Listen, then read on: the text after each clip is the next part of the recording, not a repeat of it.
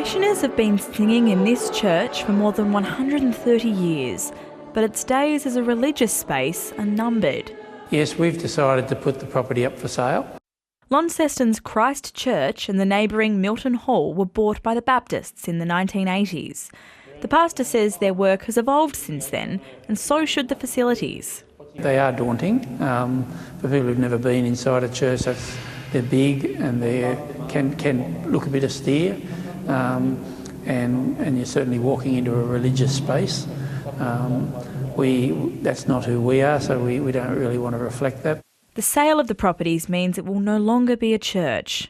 Well, it's not the building, it's the people and the sense of belonging. There's always grief in change, and we have beautiful buildings, but the fact is they're not fit for purpose in terms of the ministry that we want to do, the people we want to attract, the people we want to serve. Some of those people include the city's Muslim Hazara community. I should say most of people from my community, they're very surprised with the warm supports and welcomes from people from other culture, from other religion. The church and the hall are zoned urban mixed use, which is rare for buildings of their age and scale. That means that while the buildings themselves are protected by their heritage listings, they could house anything from retail showrooms and offices to housing.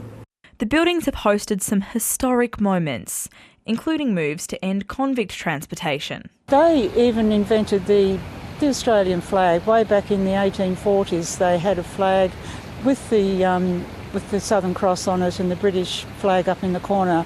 History has to be lived, not just talked about in the past. So I think if people in the future need to use these buildings in various ways, it's really good for the community, then that's a great thing too. A sacred space taking on a new life.